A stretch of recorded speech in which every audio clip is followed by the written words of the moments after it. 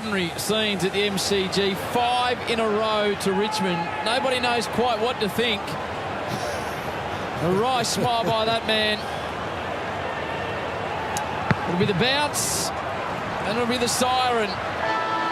Extraordinary finish at the MCG.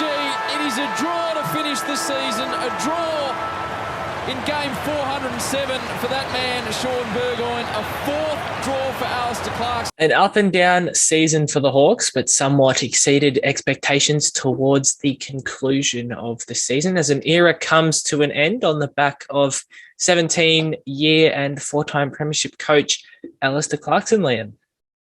Yeah, this year was probably, as you said, an up and down season. Kind of expected them all to finish, well at end after the season they had last year. We all knew that Hawthorn were going into a bit of a rebuild stage and they were going to start showing off their younger core.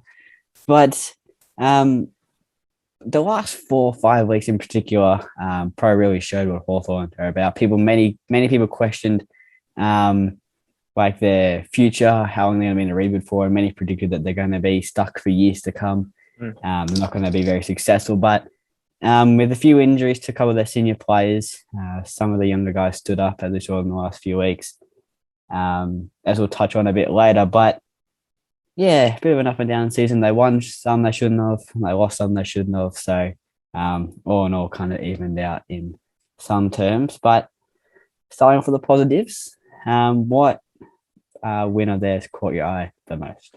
Out of their 7 wins, I had to jump on the round 13 train against the Sydney Swans, who were rampaging at the time.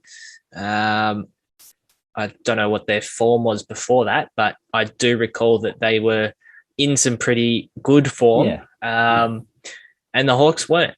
And they came in and really just took it out from the first bounce, kept the Swans to 51 points and scored 89 themselves up in Sydney, where they have been pretty good for the last 10 or so years. So yeah, it was a good performance. What'd you go with?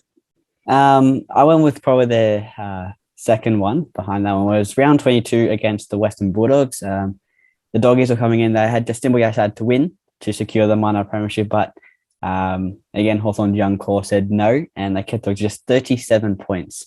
So as a young team, that's very impressive. And they won by about 5 goals in the end too. So it wasn't, a close one in terms of low scoring. But to keep, I think the Dogs like one of the highest points for this year. So to keep them just 37 points was very, very pleasing for all Hawks fans to see. Very good. Now, on to the negative end, and what was their worst loss? Out of their 13, I had to go, it was between 2, but I had to go with St Kilda in round 6, where the Hawks really did not show up. I think I watched a tiny bit of this game before I turned it off. I only scored 59 to the Saints, 128. It was an all-around pretty poor performance after a great win against the Crows the week before. Yeah. The other one, probably second behind that, was against North Melbourne in round 8, I believe. Round 9. It was. Down in Tassie, the Hawks got up. They were up about 5 goals at halftime before North just charged home. North is charged home, and then they ended up losing by about just over a goal and handing North the first win of the season. So to go down to a winless North Melbourne at the time and to choke a 5-goal lead at halftime just wasn't a great performance from Hawthorn on that day. They were the masters of the comebacks this year. They had a couple good ones. Round 1 against Essendon. Yeah, they did. And they had one a couple weeks later, and even Geelong, they almost pegged it back. I remember they were quite a way down in the third. Anyway, moving on to the best and fairest top 3. Now, I think first place was pretty easy, but second and third could have gone to probably between 3 or 4 players. So who did you have in those spots?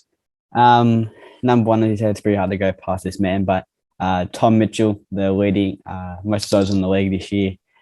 He averaged just a lazy 34 a game, and I believe this is probably most likely going to be his second or third best and fairest since coming over from Sydney in 2016 trade period, I believe. So very impressive season, along with about the 5 tackles to go with that. In number 2, I went with Jade Romero. He was very solid again. He missed, I think, about the 4 or 5 games through a couple injuries, but only 2 or 3 wickets at the time, and he's been very solid as he's come across from Gold Coast. And then my number 3 posse, I have gone with Jack Scrimshaw, a bloke that many didn't expect to be something big, but now he's turned into many people have compared him to the likes of Grant Birchall, and in my eyes, I see exactly he's a left footer. He plays that, the halfback. He's good at intercepting. Wears his number, so he's been very solid. He's averaged about the 20 touches a game down back, and he has a bright future ahead of him, as well as the Hawks do. How about you? Did you go any similar? Did you see? Yeah, I had Tom Mitchell in 1 and also Jade Romero in 2. And 3rd overall, I had a bit of a surprise one with Blake Hardwick taking the bronze medal, not have one, but the bronze medal home with 20 touches in almost every game. It was very, very consistent for the Hawks down back. Solid body, just gets in and does the job pretty much. Sure. Yeah, very nice. Out of the many, there was probably a few to name from, but who was the most surprising player that you saw come out this year? It's a good question. There was actually quite a few to pick from. The likes of CJ, who sort of came out and exceeded everyone's expectations. Bit of a breakout season. Was named in the 22 under 22, I believe. Dylan Moore came out and exceeded expectations as a young forward pocket. But I ended up going with Lockheed Bramble, who only played the 10 games. He came up from the VFL, if I'm not mistaken, through Sam Mitchell's request. Good pace. He played a bit of wing and a bit of halfback flank while the likes of Will Day was out. Brilliant pace. He's an excellent kick. Yeah, he rarely missed a target when I watched him. He's a great pickup. So, he was great. I feel that he's a bit of an Isaac Smith replacement. Similar characteristics. That run and pace. He takes a few bounces along the wing. He's normally a handball receiver, so handball receiver and he just takes off. So, great pickup from the Hawks there.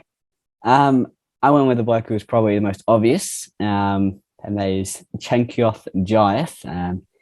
He came out and no one expected him to have the season he did. I think after round 3, everyone was up and about and saying, how good is this kid? He was just electric.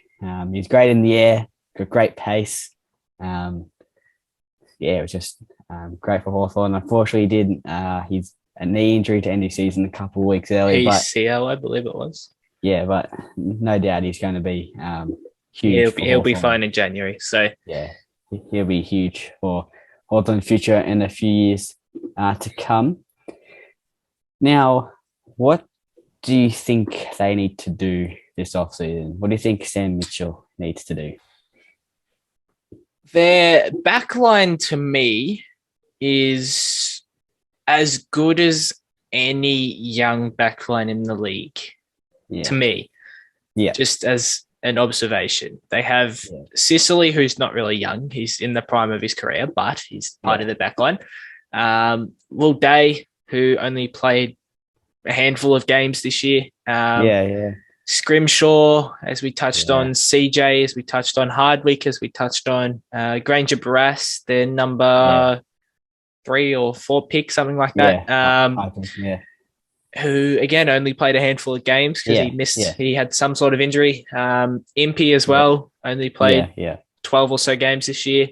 The list goes on. They've got a very, very, very strong backline. So to me, they need they need to find another decent forward, not necessarily big key forwards. They have Lewis and Cozzy, which is okay to build around from what I've seen. But need more to fit alongside the small balls that they have down there with Brockman and Dylan Moore. Especially with the likes of Gunston and Bruce all entering the twilight of their career. I feel a mid forward like Gunston would be very beneficial for them. Yeah, for sure. I just thought that was very good. That's probably the biggest weakness I have. But another big weak spot, I think, is their ruck department. They've got Big Boy and they've got Segra at the moment, but I think Big Boy's only got a couple years left of him, and then Segler is close behind him. I think they're both around the 30 age. So they do have Ned Reeves, but whether he stays or goes, that's up in the air still. But I feel like I need to find someone else as a backup ruckman. Someone like a Big Boy, Big Boy McAvoy, who can float into the ruck, can float down forward, can float down back if needed. Just a big body is for what they need. So they've seen links to likes of Max Lynch, I think, from Collingwood was on their radar. But if someone takes their eye on the draft, I think they should just take them and just fill their ruck spot. Those in a couple of years' time, they're going to be looking for a player like that. So I think that's what they'll need to do in the draft this season. Fair call. Your predictions for 2022 under the new coach of Mitchell, where are they going to finish? I've got them anywhere from 16th to about the 14th or 13th. I think they'll have a probably very similar year to this year. They'll have pretty much the same group going forward. Fair call. Although they're under a new coach, but I feel like some of them are a bit more developed. Bramble's already got a handful of games under his belt, so he's not going to be fresh straight in. So I feel like the guy's still going to be up and down. They're still going to be a bit inconsistent, but I think anywhere between the 16th to 14th range is probably respectable for them. Are you going similar? Are you going lower down on the radar? Yeah, I've dipped sort of one below your range. I'm going in the 17th to 15th range. So I think they're a grade above Adelaide, who I had at 18th, I believe. If you haven't seen that video, go check it out. But I can't see them jumping higher than they are, much similar to the other teams. I see them still in that 15th to 17th range. I think they need just at least a year to adjust to Sam Mitchell's coaching style and the way he goes about things. So, for sure. Now, the final segment, what is their season grade you've got on this? I went with a B-. So this is compared to their preseason expectations. I think it was about right on with where they were meant to be. A lot of journalists had them in that 18th spot. They said they had the worst list. Their end of season bumped it up from pretty much a C to a B- for me. It was good performance to end the season, and it helped their case. Yeah, for sure. I've gone one above you. I've gone with a straight up B. As you said, they had some ups and downs along the way, but I think their last 4 or 5 weeks bumped them up from, I reckon, a C to a B for me. Very solid. And if they can keep that form up going into next year, they've got a promising few years heading their way. Very much so. I think that wraps it up, unless you've got anything else about the Hawthorn Footy Club before we wrap up. I think that's all from me. All sweet. So thank you all for watching and listening. Be sure to join us tomorrow for our semi-final round preview, which should be a very good couple games of football. Sure. And also Friday when we give an F to the Carlton Football Club. So catch you then.